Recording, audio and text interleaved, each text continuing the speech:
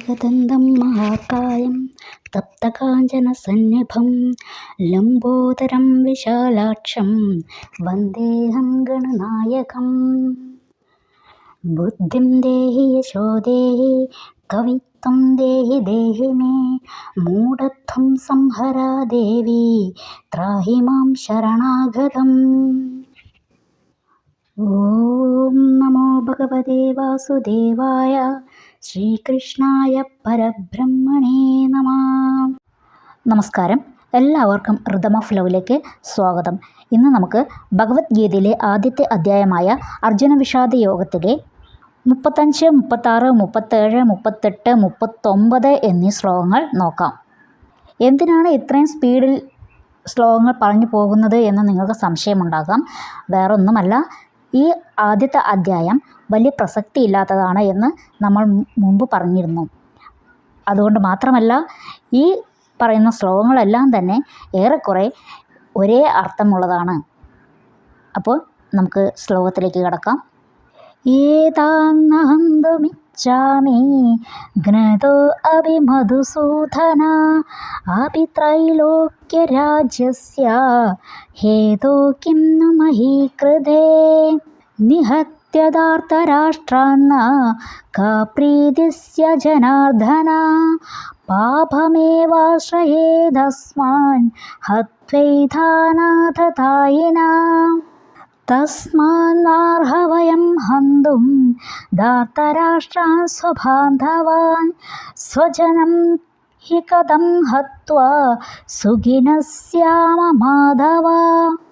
യദ്യപ്യേതേന പശ്യന്തി ലോഭോപഹതശ്ചേതസാ കുലക്ഷയകൃതം ദോഷം മിത്രദ്രോഹേ ച പാതകം കഥം ന ജ്ഞേയമസ്മാഭിः പാപാദസ്മാനിവർത്തിതും കുലക്ഷയകൃതം ദോഷം പ്രപശ്യദ്ഭിർജനാർദ്ദന. ഇനി നമുക്ക് ഇത്രയും ശ്ലോകങ്ങളുടെ പദങ്ങളുടെ അർത്ഥം നോക്കാം.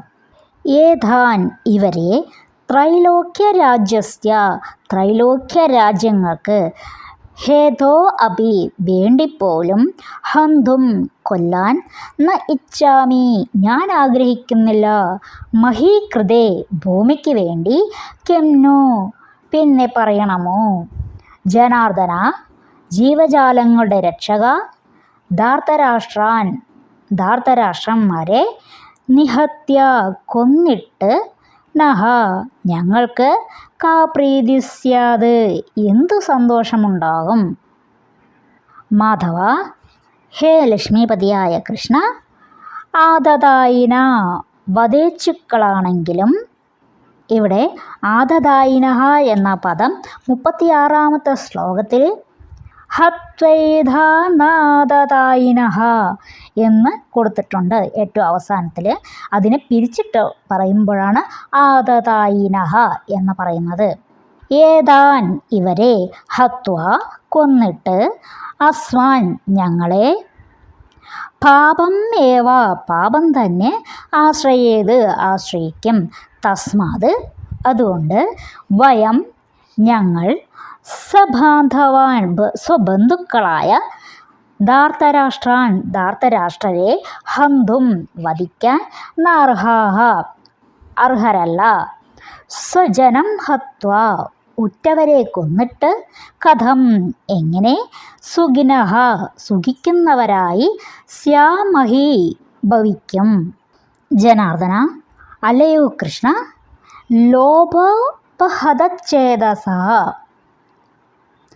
ധനേച്ഛയാൽ കീഴടക്കപ്പെട്ട മനസ്സുള്ള ഏതേ ഇവർ കുലക്ഷയകൃതം ദോഷം കുലം നശിപ്പിക്കുകയാലുള്ള ദോഷവും മിത്രദ്രോഹേ സുഹൃത്തുക്കളെ ദ്രോഹിക്കുന്നതിൽ നിന്നുള്ള ദ്രോഹവും പാതകം ച പാപവും യദി അഭി ന പശ്യന്തി കാണുന്നില്ലെങ്കിലും കുലക്ഷയകൃതം ദോഷം കുലം ക്ഷയിപ്പിച്ചാലുള്ള ദോഷം പ്രപശ്യദ്ഭിഹി അസ്മാഭിഹി കാണാൻ കഴിയുന്നവരായ നമ്മൾ അസ്മാത് പാപാത് ഈ പാപത്തിൽ നിന്ന് നിവർത്തിതും പിന്തിരിപ്പിക്കുവാൻ വേണ്ടി തത് അത് ഏത് പാപം കഥം ന ജ്ഞേയം എങ്ങനെ അറിയപ്പെടാതിരിക്കും. കഴിഞ്ഞ ദിവസം നമ്മൾ പറഞ്ഞിട്ടുള്ള ശ്ലോകങ്ങളുടെ ഏറെക്കുറെ ഒരേ അർത്ഥം തന്നെയാണ് ഈ പറഞ്ഞ ശ്ലോകങ്ങളിലും വരുന്നത്. ഇവിടെ അർജുനൻ യുദ്ധം ഒഴിവാക്കാനായിട്ട് ഭഗവാന്റെ മുന്നിൽ ഓരോ ന്യായവാദങ്ങൾ നിരത്തിക്കൊണ്ടിരിക്കുകയാണ്. കഴിഞ്ഞ ശ്ലോകങ്ങളിലും അതുതന്നെയായിരുന്നു, ഇവിടെയും അതുതന്നെയാണ് പറയുന്നത്. ഇവിടെ എന്താണ് അർജുനൻ പറയുന്നത്? ഏതാൻ ന ഹന്തുമിച്ഛാമി ഘനതോ അഭി മധുസൂദന അഭി ത്രൈലോക്യരാജ്യസ്യ ഹേതോ കിം ന മഹീകൃതേ. കൗരവർ എന്നെ കൊന്നാലും, ഈ യുദ്ധത്തിൽ അവർ എന്നെ കൊന്നാലും എനിക്ക് കുഴപ്പമില്ല, എങ്കിലും 3 ലോകങ്ങൾ എനിക്ക് തരാമെന്ന് പറഞ്ഞാൽ പോലും ഞാൻ അവരെ കൊല്ലില്ല. പിന്നെ എന്തിനാണ് ഈ ഹസ്തിനപുരത്തിന് വേണ്ടി ഞാൻ ഇവരെ കൊല്ലുന്നത്? അതായത് 3 ലോകങ്ങൾ തരാമെന്ന് പറഞ്ഞാലും ഞാൻ ഇവരെ കൊല്ലില്ല, പിന്നെ ഈ ചെറിയ രാജ്യമായ ഹസ്തിനപുരത്തിന് വേണ്ടി ഞാൻ ഇവരെ കൊല്ലണമോ എന്നാണ് അർജുനൻ ഭഗവാനോട് ചോദിക്കുന്നത്. അർജുനൻ പറയുന്നു, ഇവരെല്ലാം കൊന്നിട്ട് ഞങ്ങൾക്ക് എന്ത് സൗഖ്യമാണുണ്ടാവുക? അവരെ കൊന്നു കഴിഞ്ഞാൽ ഇവർ ദുഷ്ടന്മാർ തന്നെയാണ്, ഇവർ വധിക്കപ്പെടേണ്ടവർ തന്നെയാണ്. അതുതന്നെയാണ് ഇവിടെ പറയുന്നത്. അടുത്ത ശ്ലോകത്തിൽ എന്താണ്? ആദതായിനഹ. ആരാണ് ആദതായികൾ? 6 തരത്തിൽപ്പെട്ടവരാണ് ആദതായികൾ. ഒന്നാമത് ഭക്ഷണത്തിൽ വിഷത്തെ കലർത്തുന്നവർ, വീട്ടിൽ തീ വയ്ക്കുന്നവർ, ആയുധവുമായി കൊല്ലാൻ വേണ്ടി വരുന്നവർ, ധനത്തെ അപഹരിക്കുന്നവർ, ഭൂമിയെ ഹനിക്കുന്നവർ, ഭാര്യയെ ഹനിക്കുന്നവർ. അങ്ങനെ 6 തരത്തിൽപ്പെട്ടവരെയാണ് ആദതായികൾ എന്ന് പറയുന്നത്. ഇവർ വധിക്കപ്പെടേണ്ടവർ തന്നെയാണ്. കൗരവർ ഈ പറഞ്ഞ 6 തരത്തിലും പെട്ടവരാണ്. ഈ പറഞ്ഞ എല്ലാ തെറ്റുകളും കൗരവർ ചെയ്തിട്ടുണ്ട്. അതുകൊണ്ട് തന്നെ ഇവരെ വധിക്കുന്നതിൽ തെറ്റൊന്നുമില്ല. ഇവർ ബന്ധുക്കളായതുകൊണ്ട് ഇവരെ കൊന്നാൽ ആ പാപം ഞങ്ങളെയും ബാധിക്കും എന്ന് അർജുനൻ പറയുന്നു. അത്യാഗ്രഹം കൊണ്ട് കണ്ണു കാണാതെ എല്ലാം നേടിയെടുക്കണം എന്ന ഒരു മോഹവുമായി എത്തിയിട്ടുള്ളവരാണ് കൗരവപക്ഷത്തുള്ളവർ. നമ്മൾ നേരത്തെ പറഞ്ഞു, ഒരു യുദ്ധം നടക്കുമ്പോൾ ഒരു ഭാഗത്ത് മാത്രമല്ല നാശനഷ്ടങ്ങൾ ഉണ്ടാവുക, 2 ഭാഗത്തും നാശനഷ്ടങ്ങൾ ഉണ്ടാവും. ഇതെല്ലാം അറിഞ്ഞുകൊണ്ട് തന്നെയാണ് കൗരവർ അല്ലെങ്കിൽ ധാർത്തരാഷ്ട്രം വന്നിട്ടുള്ളത്. സ്വന്തം കുലത്തിന് പോലും നാശം ഉണ്ടാകും എന്നറിഞ്ഞിട്ട് പോലും അവർ വന്നിരിക്കുന്നു. എന്നാൽ എല്ലാം അറിയുന്ന നമ്മൾ അതിന് തയ്യാറാവണോ? അതായത് യുദ്ധത്തിന് മുതിരണോ എന്ന് അർജുനൻ ചോദിക്കുന്നു. കുലം നശിച്ചാൽ പിന്നെ എന്താണ് സംഭവിക്കുക? കുരുവംശം തന്നെയാണ് അർജുനൻ്റെയും അതുപോലെ തന്നെ കൗരവപക്ഷത്തിൻ്റെയും. അതുകൊണ്ട് തങ്ങളുടെ ആ വംശം ഈ യുദ്ധത്തോടുകൂടി ഇല്ലാതായി കഴിഞ്ഞാൽ അത് വലിയ ദോഷത്തെയാണ് ക്ഷണിച്ചു വരുത്തുക. അതുകൊണ്ടുള്ള ആ പാപം തങ്ങൾക്ക് ഏൽക്കാതിരിക്കാൻ ഈ യുദ്ധത്തിൽ നിന്നും പിന്തിരിയണമെന്ന് ഞങ്ങൾ മനസ്സിലാക്കേണ്ടതല്ലേ എന്ന് അർജുനൻ ഭഗവാനോട് ചോദിക്കുന്നു. കുലം നശിച്ചാൽ എന്തെല്ലാം ദോഷങ്ങളാണ് ഉണ്ടാവുക എന്ന് നമുക്ക് അടുത്ത ശ്ലോകത്തിൽ നോക്കാം. അടുത്ത ദിവസം നമുക്കതേക്കുറിച്ച് പറയാം. ഇവിടെ അർജുനൻ്റെ ചോദ്യങ്ങൾക്കൊന്നും ഭഗവാൻ ഉത്തരം നൽകുന്നില്ല ഇപ്പോൾ. എന്നാൽ പിന്നീട് അർജുനൻ്റെ ഈ ന്യായവാദങ്ങളെയെല്ലാം ഭഗവാൻ പൊളിച്ചെടുക്കുന്നുണ്ട്. അപ്പോഴാണ് നമുക്ക് മനസ്സിലാവുക അർജുനൻ പറഞ്ഞതിൽ എന്ത് ന്യായമാണ് ഉള്ളത് എന്ന്. ഈ യുദ്ധത്തിന് ഇറങ്ങിത്തിരിക്കുന്നതിന് മുന്നേ തന്നെ അർജുനന് നന്നായിട്ട് അറിയാമായിരുന്നു സ്വന്തം കുലം നശിക്കുമെന്നും ആരോടൊക്കെ യുദ്ധം ചെയ്യണമെന്നും ആർക്കൊക്കെ ദോഷങ്ങൾ ഉണ്ടാവുമെന്നും എല്ലാ തിരിച്ചറിവും അർജുനനുണ്ടായിരുന്നു. എന്നിട്ടും അർജുനൻ്റെ ഈ ന്യായവാദങ്ങളൊക്കെ എന്തിനായിരുന്നു? അർജുനൻ ഒരു യോദ്ധാവാണ്. ഒരു യോദ്ധാവിൻ്റെ ധർമ്മം എന്താണ്? കർമ്മം എന്താണ്? യുദ്ധം ചെയ്യുക എന്നതാണ് അവൻ്റെ കർമ്മം. ഒരു രാജാവ് എന്നാൽ അദ്ദേഹത്തിൻ്റെ ധർമ്മം എന്താണ്? കർമ്മം എന്താണ്? രാജ്യത്തെ ഭരിക്കുക, നയിക്കുക എന്നുള്ളതാണ് ആ രാജാവിൻ്റെ ധർമ്മം. അതാണ് അദ്ദേഹത്തിൻ്റെ കർമ്മം. അവിടെ ഭാര്യയ്ക്കോ അല്ലെങ്കിൽ പുത്രന്മാർക്കോ ബന്ധുജനങ്ങൾക്കോ പ്രാധാന്യമുണ്ടോ? ഏറ്റവും കൂടുതൽ പ്രാധാന്യമുള്ളത് രാജ്യത്തിനെ സേവിക്കുക എന്നത് തന്നെയാണ്.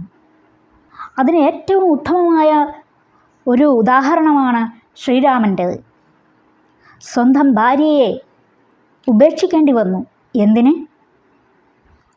ശ്രീരാമചന്ദ്രൻ ഭാര്യയെ കാട്ടിലേക്ക് ഉപേക്ഷിക്കുമ്പോൾ അദ്ദേഹത്തിന് വിഷമമില്ലാഞ്ഞിട്ടാണോ അങ്ങനെ ചെയ്തത്? ഒരിക്കലുമല്ല. തൻ്റെ പ്രജകളിൽ ഒരാളുടെ ഭാഗത്ത് നിന്നും ഒരന്യപുരുഷൻ്റെ സ്പർശനമേറ്റ ഭാര്യയെ സ്വീകരിക്കാൻ ഞാൻ ശ്രീരാമചന്ദ്രനല്ല എന്ന ഒരു സംസാരം ഉണ്ടായി എന്ന് ശ്രീരാമചന്ദ്രൻ കേട്ടപ്പോൾ പിന്നെ അദ്ദേഹം മുന്നും നോക്കിയില്ല, ഭാര്യയെ കാട്ടിലുപേക്ഷിക്കാൻ തയ്യാറായി. അതും സ്വന്തം രാജ്യത്തിന് വേണ്ടി. അദ്ദേഹത്തിന് ഏറെ വിഷമമുണ്ടായിരുന്നു തൻ്റെ പ്രിയതമയെ, അത്രയും വേണ്ടപ്പെട്ട അവളെ പിരിയാൻ ശ്രീരാമചന്ദ്രന് അത്രയും വിഷമമുണ്ടായിരുന്നു. ശ്രീരാമചന്ദ്രൻ തൻ്റെ സഹോദരങ്ങളോട് ചോദിച്ചു, ഞാൻ രാജാവായിരിക്കുമ്പോൾ എനിക്ക് അവളെ ഉപേക്ഷിക്കേണ്ടതായിട്ട് വരും. ഇനി ആ പദവി ഉപേക്ഷിക്കുകയാണെങ്കിൽ അവളെ എനിക്ക് സ്വീകരിക്കുകയും ചെയ്യാം. അതുകൊണ്ട് നിങ്ങളിൽ ആരെങ്കിലും ഒരാൾ ആ രാജ്യഭാരം ഏറ്റെടുക്കുകയാണെങ്കിൽ എനിക്ക് സീതയെ ഉപേക്ഷിക്കേണ്ടി വരില്ല. നിങ്ങൾ ആരെങ്കിലും അത് ചെയ്യുമോ? ആ ഭരണമൊന്ന് ഏറ്റെടുക്കുമോ എന്ന് ശ്രീരാമചന്ദ്രൻ ചോദിക്കുന്നുണ്ട്. പക്ഷേ സഹോദരന്മാർ പറഞ്ഞു, ജ്യേഷ്ഠനോളം ഉത്തമനായ ഒരു ഭരണാധികാരി ആയിരിക്കാൻ ഞങ്ങൾക്കാർക്കും കഴിയില്ല. അതുകൊണ്ട് ആ സ്ഥാനത്തിരിക്കാൻ, ആ പദവിയെ അലങ്കരിക്കാൻ അവിടുന്ന് തന്നെയാണ് ഉത്തമൻ എന്ന് സഹോദരങ്ങൾ പറഞ്ഞു. അപ്പോൾ പിന്നെ ശ്രീരാമചന്ദ്രന് ഭാര്യയെ ഉപേക്ഷിക്കുകയല്ലാതെ മറ്റു മാർഗങ്ങളൊന്നും ഉണ്ടായിരുന്നില്ല. എന്തിനാണ് അദ്ദേഹം ഭാര്യ ഉപേക്ഷിച്ചത്? അതും ഒരു പ്രജയ്ക്ക് വേണ്ടി. അങ്ങനെ ഉപേക്ഷിക്കാതിരുന്നാൽ മറ്റുള്ളവരും അധർമ്മത്തിൻ്റെ വഴിയിലൂടെ സഞ്ചരിക്കുമോ എന്ന് അദ്ദേഹം ഭയപ്പെട്ടു. താൻ കാരണം അങ്ങനെയൊന്നും ഉണ്ടാവാതിരിക്കാൻ വേണ്ടിയാണ് അദ്ദേഹം അങ്ങനെ ചെയ്തത്.